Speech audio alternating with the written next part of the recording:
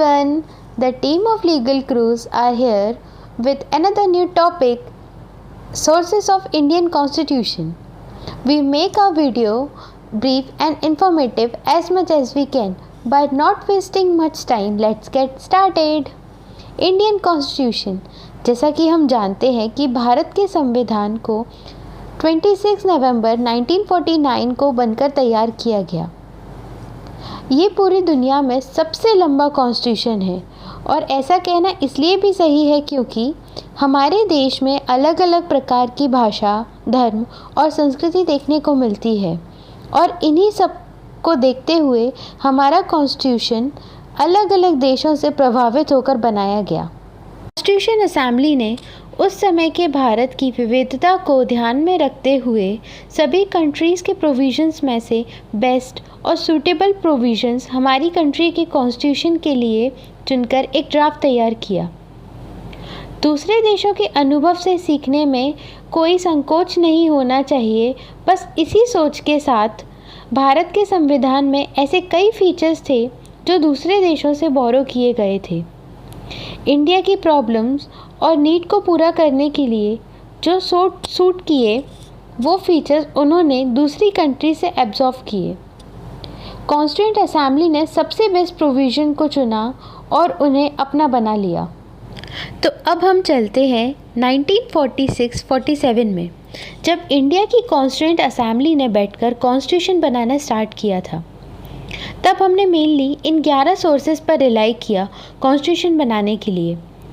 इन सभी सोर्सेज को हम एक एक करके जानेंगे और इन सोर्सेज में हम ये भी देखेंगे कि किस सोर्स से कौन सा इम्पॉर्टेंट फीचर हमने अपने कॉन्स्टिट्यूशन में इंसर्ट किया। सबसे पहले है गवर्नमेंट ऑफ इंडिया एक्ट 1935। देखिए, इंडिपेंडेंट इंडिया को जो कॉन्स्टिट्यूशन है वो फोर्स में आया 26 जनवरी 1950 में, पर इससे पहले ब्रिटिश इंडिया में जो लॉ ऑफ द लैंड था वो था गवर्नमेंट ऑफ इंडिया एक्ट 1935। इसलिए जब हम कॉन्स्टिट्यूशन बना रहे थे तब ये बहुत अच्छा सोर्स था। तो गवर्नमेंट ऑफ इंडिया एक्ट से जो इम्पोर्टेंट फीचर्स हमने अपने कॉन्स्टिट्यूशन में इंसर्ट किए हैं वो कुछ ऐसे हैं कि the federal scheme, office of governor, judiciary, जो कि सिस्टम ऑफ जुडिशरी मतलब जो हमारे इंडियन जुडिशरी का स्ट्रक्चर है, supreme court, high court and subordinate courts, ये भी हमने यहीं से लिए हैं। Public service commissions, emergency provisions, administrative details, ये सारी चीज़ें हमने यहीं से ली हैं। लगभग 75 ऑफ द कॉन्स्टिट्यूशन हमने इसी एक्ट से लिया है। So the next is Britain का कॉन्स्टिट्यूशन। ब्रिटेन की कॉन्स्टिट्यूशन से हमने prerogative writs, right to constitutional remedies, इसके प्रोविजंस आर्टिकल 32 एंड 226 में दिए हैं। Parliamentary form of government, rule of law, जो कि ये कहता है कि किसी भी कंट्री में उसका लॉ सबसे सुप्रीम होता है, कॉन्स्टिट्यूशन सबसे सुप्रीम होता है। Legislative procedure, single citizenship, cabinet system, bicameralism और द्विसदनीय विधानमंडल means having 2 houses of the parliament, और भी कई सारे पार्लियामेंट्री प्रिविलेजेस। नेक्स्ट है आयरिश कॉन्स्टिट्यूशन।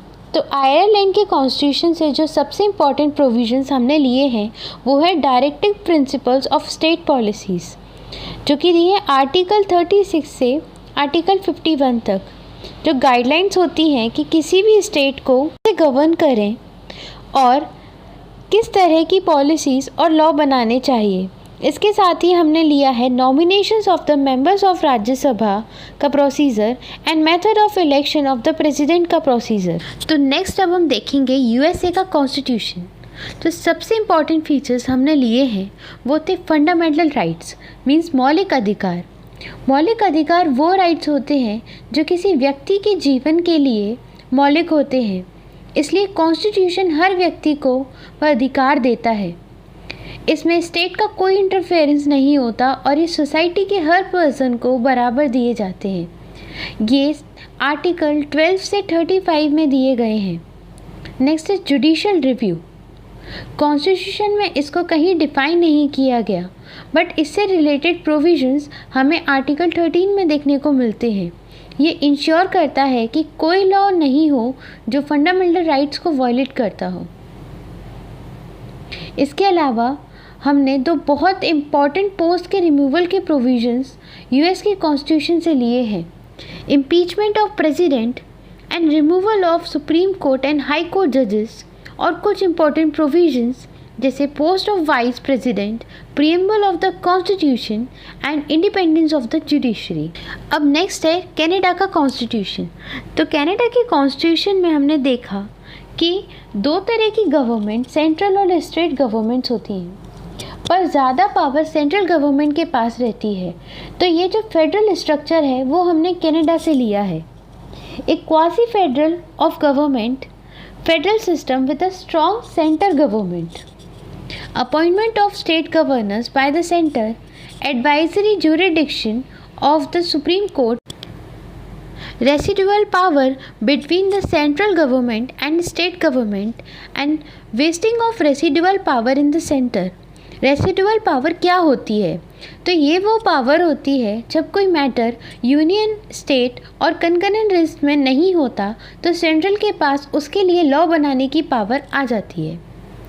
ऑस्ट्रेलिया, तो ऑस्ट्रेलियन कॉन्स्टिट्यूशन से हमने कंकरेंट लिस्ट जो कि शेड्यूल 7 में दी गई है, and freedom of trade, commerce and intercourse, और पार्लियामेंट के दोनों हाउस की जॉइंट सिटिंग के प्रोविजंस जो कि आर्टिकल 108 में दिए गए हैं, वो भी हमने ऑस्ट्रेलिया की कॉन्स्टिट्यूशन से लिए हैं। Soviet constitution, USSR, now Russia, तो रशिया की कॉन्स्टिट्यूशन से हमने लिए हैं फंडामेंटल ड्यूटीज़ जो कि एक तरीके से सिटीजन्स पे मोरल ऑब्लिगेशंस होते हैं, पैट्रियोटिज्म मतलब देश प्रेम बढ़ाने के लिए, जिसके प्रोविजंस 51A में दिए गए हैं। इसके साथ ही हमने लिए हैं ideals of justice, social, economic and political, जो कि हमें प्रीएम्बल में देखने को मिल जाएंगे। फ्रांस के कॉन्स्टिट्यूशन से हमने द आइडियल्स ऑफ रिपब्लिक और ideals of liberty, equality and fraternity, जो कि 4 बहुत इंपॉर्टेंट वर्ड्स हैं जो हमें प्रीएम्बल में मिलेंगे। जर्मनी के कॉन्स्टिट्यूशन से हमने इमरजेंसी के दौरान फंडामेंटल राइट्स का सस्पेंड हो जाना, ये प्रोविज़न हमने जर्मनी से लिया है जो कि आर्टिकल 352 में दिए गए हैं। South African constitution, south African constitution में अमेंडमेंट का प्रोसीजर जो कि दिया है आर्टिकल 368 में, और राज्यसभा के मेंबर्स की इलेक्शन का प्रोसीजर, ये दोनों प्रोविजंस हमने साउथ अफ्रीकन कॉन्स्टिट्यूशन से लिए हैं। जापान के कॉन्स्टिट्यूशन से हमने concept of procedure establish by law लिया है, जिसके सबसे इम्पॉर्टेंट प्रोविजंस हमें आर्टिकल 21 में देखने को मिल जाएंगे। अब ये तो बात हो गई सोर्सेस ऑफ कॉन्स्टिट्यूशन की। तो अब सोर्सेस ऑफ कॉन्स्टिट्यूशन देखने के बाद अब हमें ये भी जानेंगे कि हमारे भारतीय संविधान के कुछ सैलिएंट फीचर्स मीन्स मुख्य विशेषताएं क्या थी। हमारे भारत के संविधान में दूसरे देशों से फीचर्स लिए गए, पर ड्राफ्टिंग कमेटी के चेयरमैन डॉक्टर B.R. अम्बेडकर और सभी फ्रेमर्स ने भारत की अनयूजुअल प्रॉब्लम्स और नीड को ध्यान में रखते हुए ये कोशिश की कि वो दूसरे कॉन्स्टिट्यूशन में से सबसे बेस्ट फीचर्स को अडॉप्ट करें। तो silent features of Indian constitution कुछ इस तरह हैं। First is longest written constitution. Indian constitution पूरी दुनिया का सबसे डिटेल्ड एंड लॉन्गेस्ट कॉन्स्टिट्यूशन है।